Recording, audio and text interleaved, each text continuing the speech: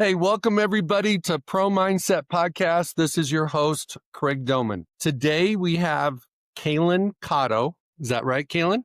Mm-hmm. We talked about Cotto, tomato, Cotto, and you are an expert in helping businesses get unstuck. Small businesses, you have a military background, so you work with a lot of military organizations. So I just want to Mm-hmm. welcome you to Pro Mindset today. Thank you. Thank you so much for having me. So we're going to go on a ride today. So if anybody out there is listening and they want to ramp up their business, they want to identify what's holding them back so that they can grow, expand, all those types of things. Kalen is your person. Kalen, why don't you share with us your story? Gosh.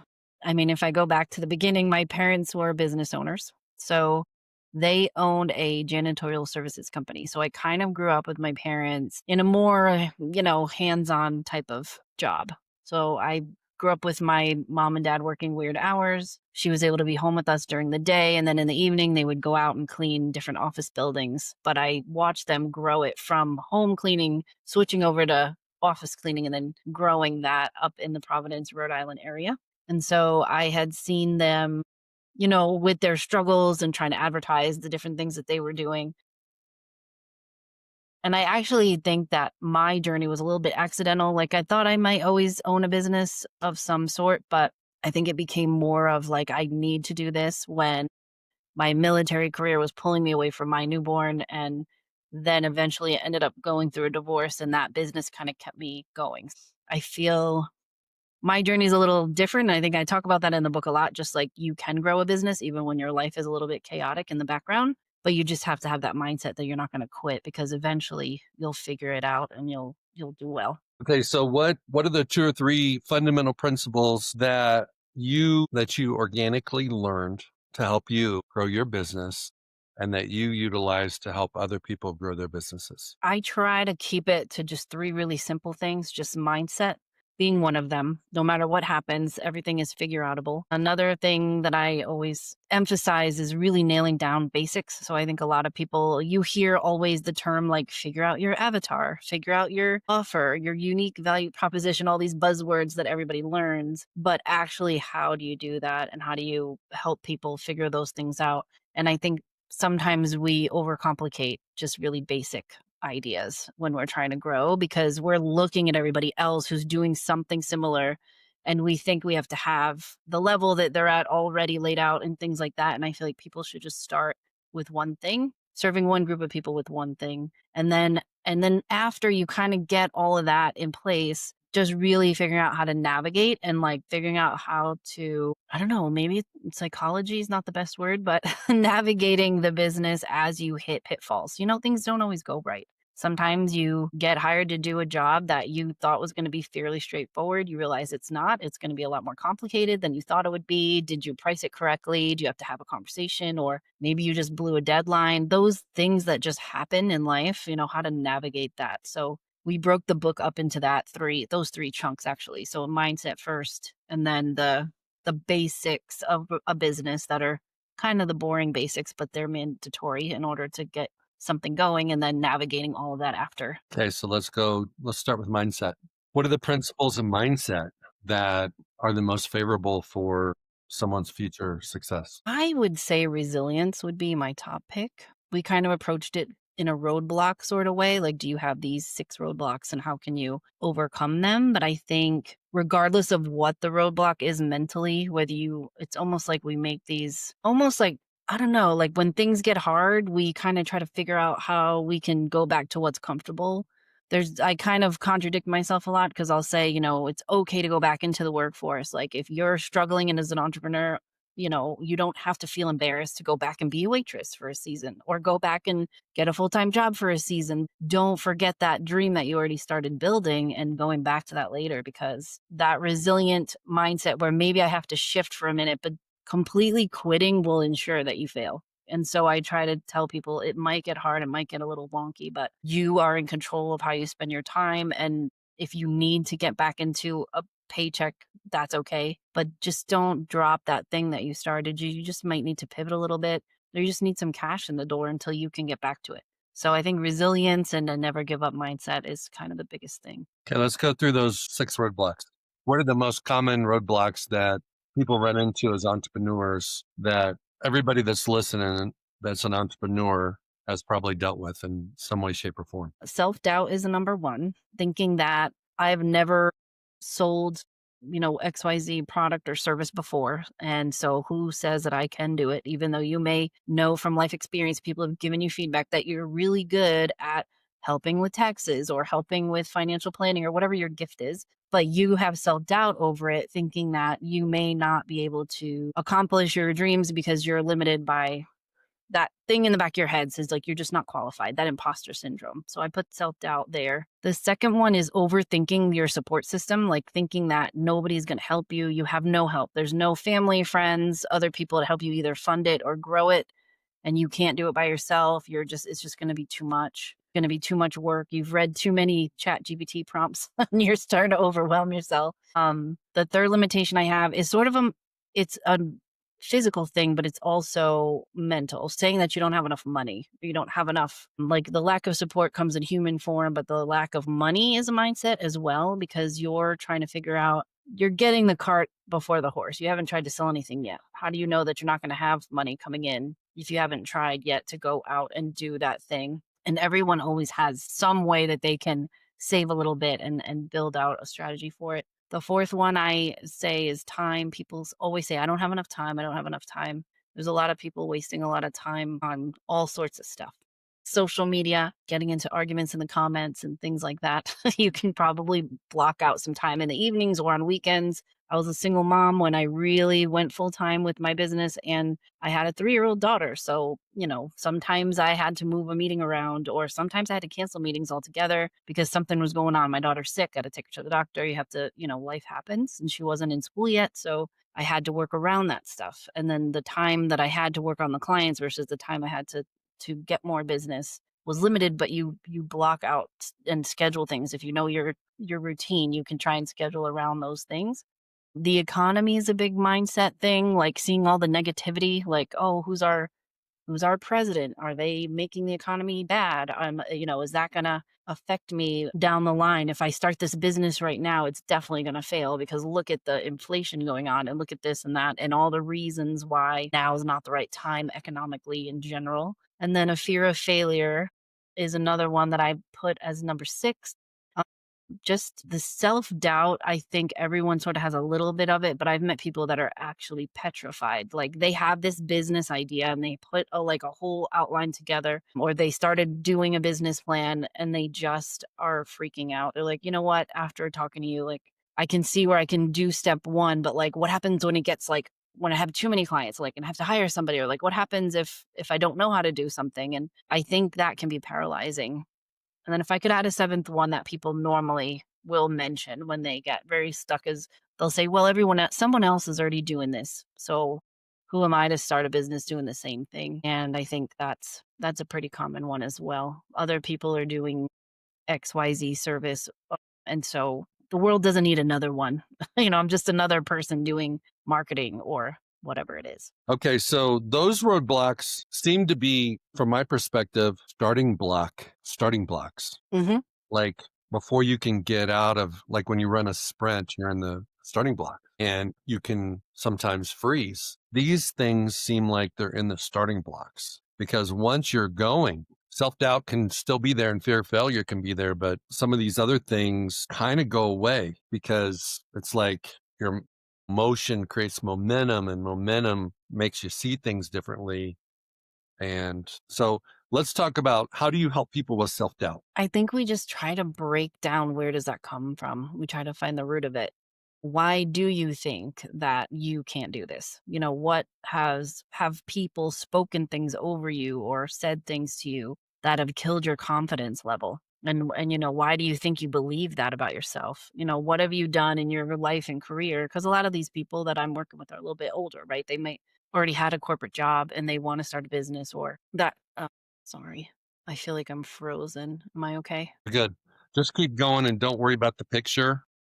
Okay. When it uploads, it will correct. So I think I deal with people more I'd say a lot of people in their 40s and 50s who've been just have thought about having a business for a long time, and some that did start and they've been hitting roadblocks and they need help. But I think for the most part, because they've had some life experience behind them, we can talk through like what do you know for sure that you've done well that people have said to you, wow, like if you didn't help me with that, I would never have been able to do the thing that I wanted to do. A lot of times it's not really even about the service that you're providing. It's about how you're doing it and who you're serving. And I think people just get very much like they start to make this checklist of things that can go wrong before they even try. So I feel like the self-doubt and fear of failure do go together. Self-doubt's one of those little nagging things like imposter syndrome. One of the things that I have seen that helps a lot with those two areas is when you lock in your purpose and you know why you're doing what you're doing and you know the impact that you're going to make on people and you know how it's going to serve the best interests of the world, how it's going to help a certain group of people. And when you have a choice, focus on the purpose or focus on the fear, focus on the purpose or focus on the doubt. And when something is about you or about me, it's different than it's about we or about a group.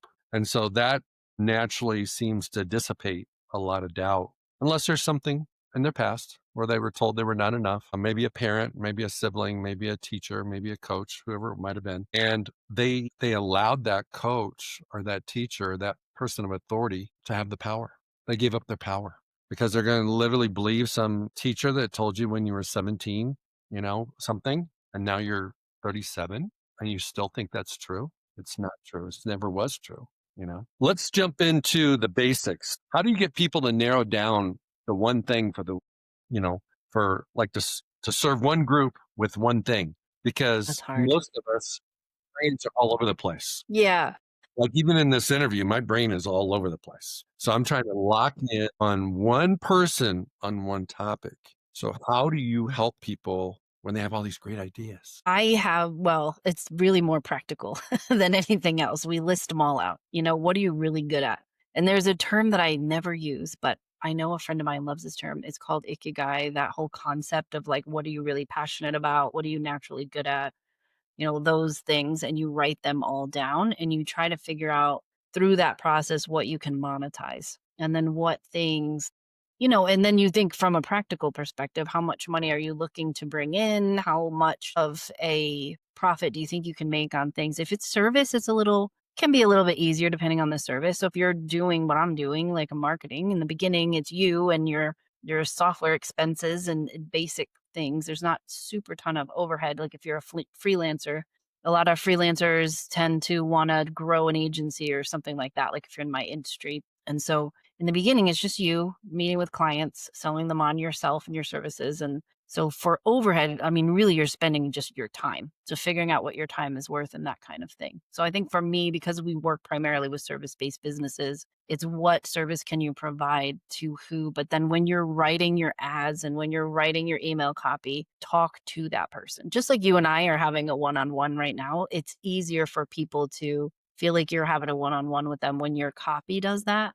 So we try to look, if we look at a website, even for like a larger company that's already established, we'll be like checking to see if there's any we language and we try to change that so they are talking to a specific type of person in their verbiage. And I think it's easier said than done when you're a very creative person and you have a lot of good qualities and things that you could do. But if you start with one and you really figure out how that sales funnel is going to look or what that process will be, it makes adding more onto it easier later. How do you coach people to overcome adversity and obstacles and surprises? And they had money when they started. Now they're out of money. They're not getting the responses from their target audience that they thought they would get. They might even realize that their target audience isn't really their target audience. And that's common. A lot of times I tell people before you invest X thousands of dollars into a website or a brand or whatever, figure out what that minimum viable product is for yourself.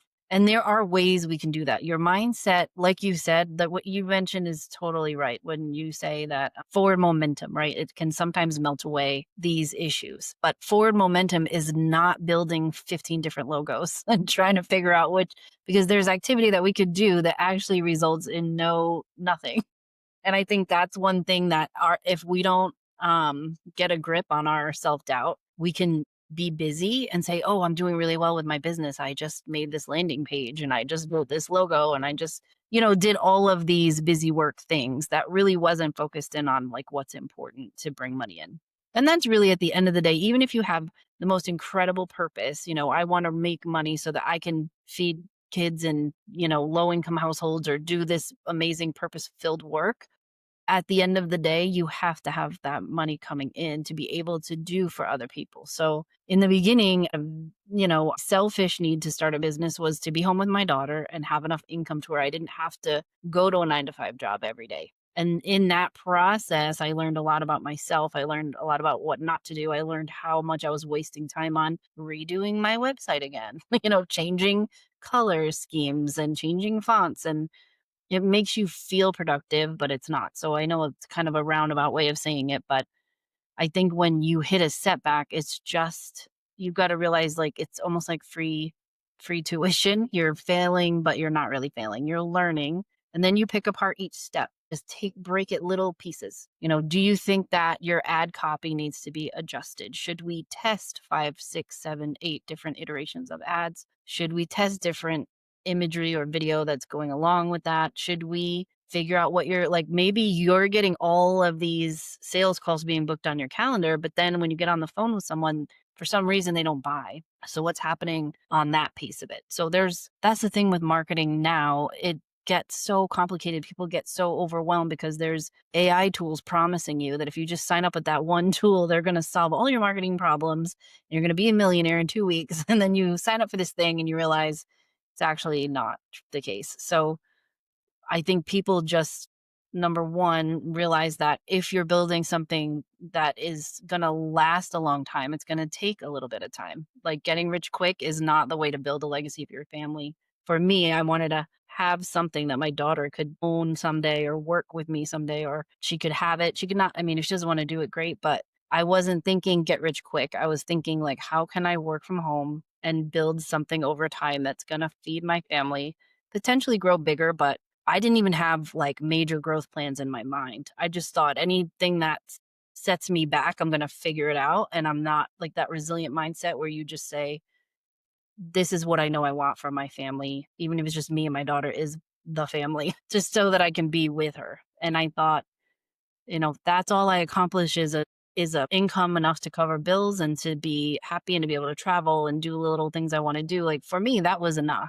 For other people, it's not. But if you have a huge vision, there's gonna be more roadblocks to work through. So I think that you have to set your mind to the fact that you're gonna do it. Okay, Kalen, you've brought up resilience half a dozen times and talk about how do you improve it and Mhm. how does it get, how do you pump it up and how do you have it, see it evaporate? That's a good questions. I don't think I've been asked that before. Resilience, I mean, I don't know the actual dictionary No, I'm not definition. looking for what they're looking for your definition of resilience. I feel like resilience is when life knocks you down and you just don't let it keep you there. So if I could go through the list, I survived. My mom passed when I was young. I mean, if we want to get into that part of it, she passed when I was 14. That I watched them grow a business until that age. Then I watched my father fall apart and lose most of that business. And he kept about 40 grand a year in revenue going, but that's like all he could handle at the time because he was just a mess and he had 2 teenage daughters. And he's like, what do I do? I was a mess in my own right. I survived a suicide attempt. I woke up the next day, not sure how I did wake up, and thought, okay, I guess I'm just going to keep waking up. Like in my head, I just thought I'm just going to keep waking up. So I either make the most out of my time because in my head, I thought, well, there's a reason I'm still here. So I guess I have to keep figuring this thing out. So then over time, like joining the military was a complete, not even a thought in my head until it happened. But then when I did that, it was like I was terrible at it. So I kept trying and trying and trying. My first divorce, that could have taken me out and caused me to go in a bad direction. And I thought, okay, just like one more thing that happened, we're going to dust ourselves off. And this is what I'm just going to focus on my career. Then I had second divorce happen. I'm going to and then for different reasons, right? Like when you're young, there was, drug addiction involved in the first scenario. And I did not really want to have that be my long-term life, to have all of that mixed into really young marriage. And Iraq and Afghanistan had just kicked off. So he had come back from Iraq and he was not quite the same. And so I feel like all these different things, and my deployment to Iraq happened. I came back and really just stayed mom and business owner for a decade. But I felt that through every single thing, even losing all my clients the first time around and rebuilding everything, going back into the workforce for a couple of years, I just knew that this is what I would always go back to. And so for me, when I see somebody that has a lot of hardship that they've walked through and they've overcome, I just think, gosh, they're such a resilient mind. Like they probably can do anything that they dream up because they're not going to let anyone kind of sidetrack them. There's instances where I haven't been resilient. I feel that negative self-talk is Hold on a one second. major. One second. Yep. We're not going to move on to you weren't. Walk us through what was going through your mind before you attempted suicide Hmm. and how long you planned it and what was your method Hmm. to do those three things. Okay, How so long? before, gosh, I want to say probably 6 months. I was thinking of different things, and I had already had my driver's license, so I had to be 16. But I was definitely thinking, what are like the least painful or the fastest things? You go down the list. And you're like, if I drove my car off here, or if I hit a wall, and then I'm like, no, that would be really painful. And what if I didn't die? And then it would hurt. And then I know these are very, very silly things to think, but when you're mind is kind of set on in that place, you don't really think outside of your what you should be doing every day. You're kind of thinking like how and when and all that. So I ended up, I don't know how I found this information out. I don't even know if it was an online. It was around 1998 when this happened. So I don't even remember what level of internet we even had. It was nothing. It was like dial up maybe. But I know I found out from someone or somewhere that you can take aspirin and you can take a certain amount of aspirin and it will make you go into some sort of medical thing and you potentially just don't wake up. And then, so what I did was aspirin, and then I did like this nighttime cough syrup, like 2 or 3 bottles of that. And I thought for sure with the aspirin and then like adding in the cough syrup, like it'll be like enough to where I'll just go to sleep. And then I woke up the next day and went to school. So I feel that, I don't know, I guess that's pretty much how it happened. Okay, so what made you hopeless that you thought that was the best move, best alternative? I think that I felt like I could not control my situation. So my mom passed. At the time, my father was not like handling things well. Today, we have an awesome relationship and we've talked about all of this very briefly. I don't think him and I have even had this conversation, to be honest with you, but he definitely is aware of it. But I mean, he was tough too. He would get angry and you could just tell he wished he could just put me and my sister in a box and like move on with a new life because everything that associated with my mom and us was painful. So he was his mouth would just spout off and it would be, you just never knew what was going to come out. And so, he had said a couple of harsh things like, I wish you weren't born, like those level of things to where I thought, well, what if I wasn't here? His life would be easier and I would be with my mother, which is what I thought. Because wherever she is, well, and I wasn't a Christian at the time, I am now, but back then I thought wherever she went to, I'll just go where she is, in my little 16-year-old brain. And I won't bother my dad and I'll be fine. Like it'll be fine. And just not really understanding the ramifications of all of it. And then prior to me doing that, also what happened about a year after my mom passed away is like the one best friend that I had in high school, he ended up getting hit by a drunk driver and he died. It was like every time I kind of connected with people on like a deeper level, they would pass away or something weird happened. Not everyone, obviously, but my track coach committed suicide around the time that I was thinking about it. And his method was to take something and then he went in the swimming pool and he drowned. So he like took medication, passed out, and just had himself in the pool so he would drown. And unfortunately, his teenage daughters had found him that way. So and they lived right on my street as well. So I don't know I don't even know how they are now, but as soon as I could, I moved away from that town and all the stuff that was going on. But I knew that once I had woken up the next day, I knew like I would never try that again, you know? I felt like I tried it. It didn't work. I'm going to move forward. Okay, so how old's your daughter now? She's 15. So what have you done, if anything, to make sure that she doesn't feel like you felt, so she didn't have the thoughts that you had, so Hmm. she or her friends don't contemplate doing what you tried? Yeah, her situation is probably similar in the way that her dad hasn't really been around too much, but like my biggest thing was always letting her know how much we value her, and how much we like love her. And I have got remarried 2 years ago, and she grew up just with me for the majority of the time. And she would have visits with her dad, and he'd come visit every once in a while, or she would fly out there to visit with him. And I think that's been the biggest challenge, is making sure she knows that she's wanted, and making sure she knows that she has a huge life ahead of her. She can pick anything she can do or that she wants to be, and keeping her busy. Like, she really wants to go into film and wants to go to film school and learn how to, do any kind of video. It doesn't matter what it is, but she's into production right now. So we have her doing production at church, and she found one of the guys at our church owns his own professional film company. So she may intern there. Like, just keeping her, like, it's rare to know what you want to do when you're that young. I didn't. And so she just loves it and really wants to pursue it now. And so she signed up for it in high school. They have a tech class. So really, that purpose thing that you mentioned, I didn't have that in high school at all. I had no purpose.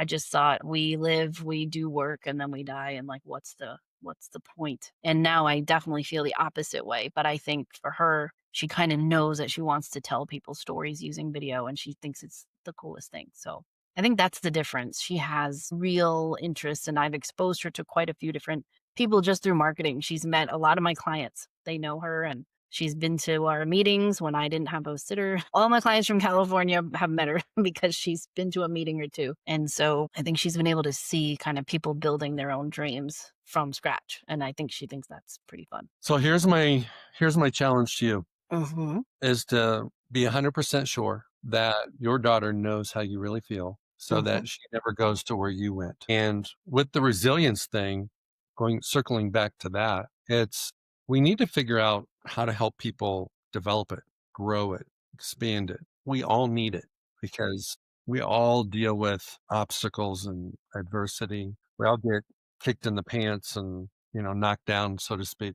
So, like with your clients, I think one of the best things you could do is, find out what's got them down, knocked down now, because something's knocking us down at all times, Yes, that's true. right? It's like you get, let's just take health, relationships, finances, career. Take, like, 6 or 7 big time items. One of them's struggling. There isn't Usually, any yeah. planet that's got it all figured out all the time.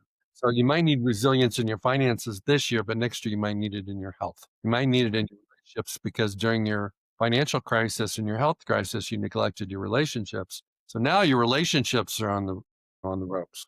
But it's like that concept of showing and teaching people how to be resilient, especially your daughter and my kids, Hmm. because social media tells you that everything's great all the time, and Yeah. you have a bad day, Or if because you do want to go down, yeah. nobody's having a bad day. Everybody's having a day. The day, great day for everybody. Baby, oh, they got engaged. Oh, they got married. Oh, they went on this, just like super freaky, like, vacation. They've just bought a Yeah, brand new car. I could go on and on and on. It's like yep. everybody, we should change it from social media to everybody's having a great day. That's true. Every day. Every day. And if you're not having a great That's day, you true. use a filter and make Right? sure everybody having a great day. Filters work. I haven't used one, but hey, I hear they do. I don't use So them either. how can you help people build their resilience? I think that's honestly a part of just constantly checking in with them. We usually have meetings at least once a week. And a lot of the times it's like 10% marketing talk and 90% what's going on to cause us a roadblock. And even in a large organization, I have clients that have, large teams, and it's, struggling to get traction in one area with a team member too. I mean, it's not just solopreneurs that are having like these, as you well know, since this is your business, that People think, "Oh, well, I'm just some little whatever," but it doesn't matter how big or small you are.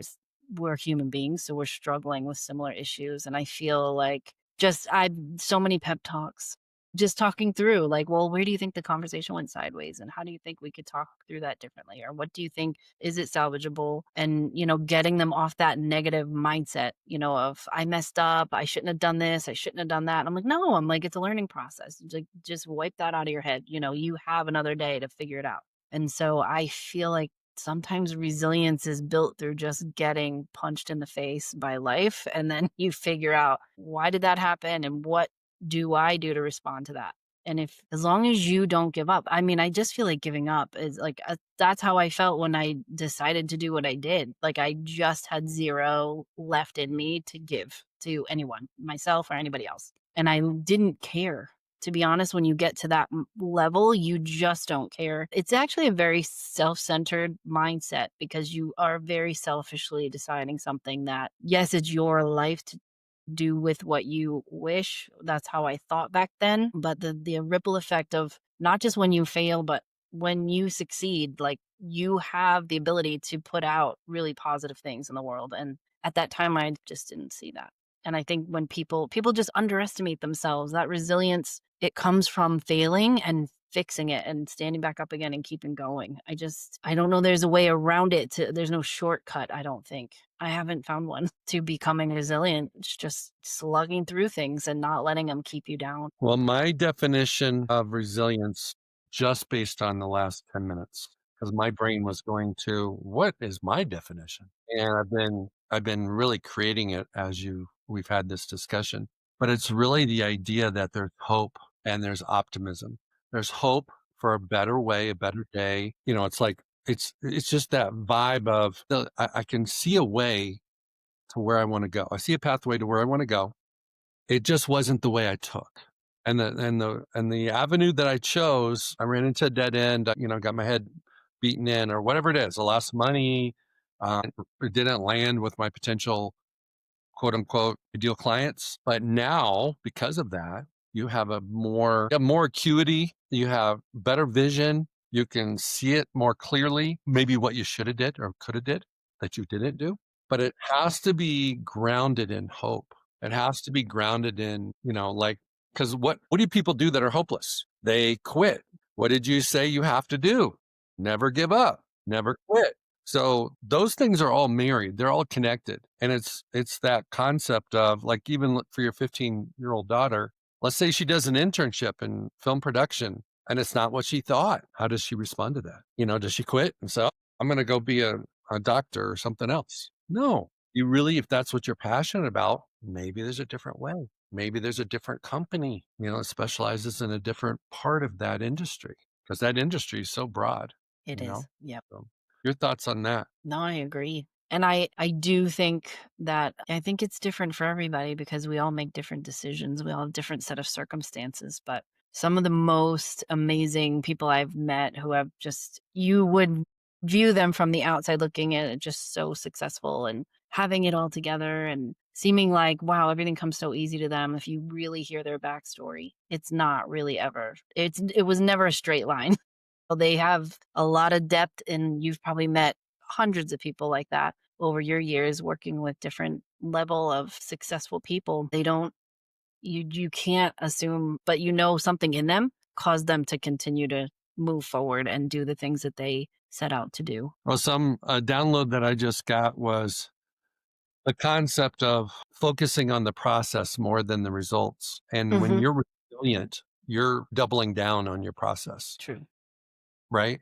And Yep. can't guarantee results, but you No. can guarantee that if you work the process, you're going to get momentum. You're going to move in the right direction. You're going to start Mhm. rebounding. You're going to start getting some little wins. And so maybe, and process always starts with your morning routine. Every single person's morning process starts with their morning routine. Like this morning, I was busy. I didn't get to do my morning routine. And so I'm trying to figure out when I'm going to fit it in today, because I want to get it done today. But it's on those days when I when I invest in myself and I work my process in the sense of my morning routine, everything else So one of the things that you could do with your 15-year-old daughter is not tell her how to do a morning routine, not tell her how to have a process. Make sure that you elevate yours, because when she sees you, then you have the credibility to tell her. Or she may just start doing it on her own because she sees that, hey, mom's doing X, whatever X is. So maybe it's could be as simple as walking or whatever it is, whatever your routine is. Do you have a morning routine? We do. My husband and I walk every morning. We try to get out the door the latest 7 a.m., 6:30 to 7 is kind of when we do it. And then we have Bible study, and then we're pretty much, shower and get on with our day. And she's out at the bus at 8 o'clock, so she sees us get up early and do our walk. And I used to do that when it was just me and her too. Just get an audiobook or something to read and then do my walk in the morning. And sometimes she would come with me if she got up at the same time. And yeah, it does set your day. It does set your day. And if you think about your daughter's going to do one of three things most likely once she gets out of high school. She's either going to go to college, she's going to join the military, or she's going to get a job. And all three of those are like, hey, throw in a hat, fake some makeup and make sure you're on time. Okay. And in college, maybe you skip class half the time. So you don't even get, you don't have a morning routine because nobody does. Okay. Right, it's a mess, yeah. So I think them developing that is like 50% of their success once they get there. Okay. What you have a couple speaking topics on a sheet that you emailed me, and a couple of them Yes, I want to ask you Tiago. about. Okay, one of them is you declare that building a fancy website for a business sabotages your business, especially when you're a startup. Why is I would say in the beginning phase, yes. And then I'd say fancy, meaning you spend way too much time putting 100 bells and whistles in there and not as much time on the copy. So it's okay if you did. A lot of people say to me, oh, I've already done that. I went on Squarespace or I went on Wix and they have a website builder and I just did it for free. It's when you're starting out because you want to send people somewhere if they want to work with you. What's your web? That's what everyone asks. What is your website? So I can take a look at what you do, which is totally understandable. But I think that, like I said, sometimes it can just make you feel like you're accomplishing something, but it's kind of like busy work because until you really get your stuff out there, I recommend instead figure out what you want to market and then get on Facebook and start testing your message and that kind of thing. And there's processes you can do to do that a little bit quicker. So if you want to create a course or if you want to sell an info product, there's ways to test that message out prior to investing in a larger website or a brand. Because as you start seeing what people are resonating with, you can adjust like you said, you may think you know what your ideal client is, and then you start working on it or actually meeting real people and talking to them about what you're doing. And, in the beginning, I thought all I was going to do is build websites for people. And they're like, oh, well, I'm noticing all these people are using Facebook for their business. Do you post for people? Do you make content for people? And that was like 2009. So I was like never going to do social media. It was just going to be websites. And it has expanded over time because of the needs of people and what they want. And now with AI, people are throwing their own website up. But I think that, you know, like you said, that process, like there's certain things that all have to work together to paint a picture of who you are. And with people not trusting each other as much anymore and so many like slimy tactics with marketing, I think it's better to be a little bit old school. Don't use the filters. Use your real face, speak from the heart, be authentic online. And I struggle with that too because everything in me wants to write a script and read it to make it easier to film it so that I don't feel like I'm all over the place. But I do definitely think that it's much better to do it. There's tried and true ways to do things that I think, those things never die off. The new shiny object of AI, the new shiny object of, oh, it's not SEO anymore, it's answer engine optimization instead. There's, all these people giving advice like, oh, well, SEO is dead now. It's like, but those search engines are pulling in the same keywords as before. So it's like, how do you structure your data better? I'm sure there's ways to improve no matter what you're doing. But at the same time, if your message is off and people don't understand why they need to hire you or what you do for them, that broken thing is not going to change unless you focus on those. And I think that's where marketing testing and all that stuff comes into play. okay? I just had this great idea, and I want to test it on Facebook, but Hmm. I need to read the book, Facebook for Dummies. So walk me through what that would look like with my idea. So let's say, yeah, I'm trying to think of a good service that we could pick, but I could use the website example, right? And so what we normally do, the exercise we do is we'll write down like 40 or 50 messages that we could be using to try and market XYZ thing. I can use a real example. So I had a that might be easier for me. I had a financial advisor that I was working with, right? And she was saying, I want to create this lead magnet. And if you've never created a lead magnet before, it's a free downloadable thing. Download my free guide on how to do XYZ. So her idea was I'm going to do a free download on how to balance a budget, and people just aren't good with their finances. Because on her end of helping people, she's like, most people just don't even have a budget or any kind of like tracker. And like the husband and wife are not on the same page and they each don't know what's coming in and going out, that kind of thing. Right. So she's trying to solve a practical issue that she sees everyone dealing with. But on the flip side of that is also something that people hate to deal with. Right. So that's why they're not dealing with it. So to get them in, they're like, oh, I don't want to hire somebody to do a budget. I could just do it myself. I'll get a spreadsheet or I'll have Chat GPT like analyze my bank account and so what we did was we wrote down all these different parts of finance all across the spectrum of what she did. And we created these block ads where it's a blank background and just a statement about what it is. So I'd have to pull up the spreadsheet, but the most popular one and we run very, very low expense ads to these messages. And we'll put out 50, 60 ads, but we cap them at 400 interactions, right? And when people see ads, if something resonates with them, they're going to interact with it. It's just human nature. They're going to like it. Or if they don't like it at all and they hate it, they'll probably type some little mean thing in the comments. Whatever that engagement looks like, we run those until we hit the 400 engagements. They're micro tests. And we see which are the top ones that had the most activity. And then we, score that activity and we take a look at it. But what she had found is like the top 5 messages that we wrote that won that ad set was everybody wanted information on how to make up for lost time when you never invested your money in your 20s. Now you're in your 40s and you are like, I have nothing invested. I don't have mutual funds. I don't have anything. Like, how do I invest now? And what do I do? What's the smartest way? And so she was actually surprised that that was the top ones. And then she redid her entire strategy to focus on starting that conversation with people based on the 7 ways you can catch up if you never invested your money young. And so that was the hook that got everybody excited. And so we took those and we built out the free download, and that kind of got her funnel started to where she could book clients. That's real stuff right there. Okay.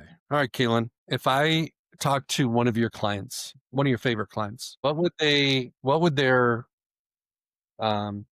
review of you be? I just had one for me. The biggest consistent positive feedback I get is that we're highly responsive. And if they can't figure something out, they just punt stuff to me. And sometimes now they just punt stuff over to me without figuring it out. They're just like, hey, we want to do this. We don't even know how, and we're not even going to guess how. Here's like all the information you need to figure it out for us. And then we work with them to figure it out. And a lot of times they just say, you are so much an integration into our team that it feels like you are a part of our full-time staff. And I feel like for most of the people that I work with, we become really part of their full-time staff. Some of them have me on their website as a fractional person or a part-time person on their website just because they go to me so often.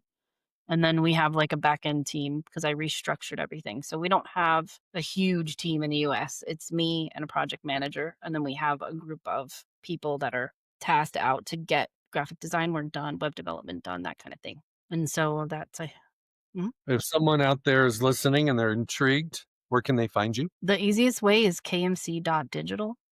It's the whole URL, www.kmc.digital. And there is a form on there that they can fill in and grab time on my calendar. Well, I want to thank you for being on Pro Mindset today. I want to thank you for sharing the info about the 6 roadblocks, actually 7 roadblocks you talked about. Mm.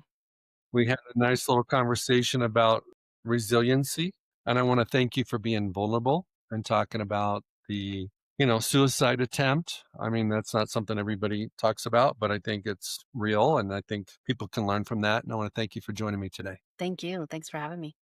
Hey, it's Craig Domann, the host of Pro Mindset Podcast. I want to thank you for listening or watching today's show. And you can catch us every week on the normal social media platforms like YouTube, Facebook, Instagram, and all the listening podcast platforms. I hope you enjoyed today's show. And more importantly, I hope you gained a pro mindset insight. Please be sure to rate and review Pro Mindset Podcast. And I look forward to catching up with you on our next show.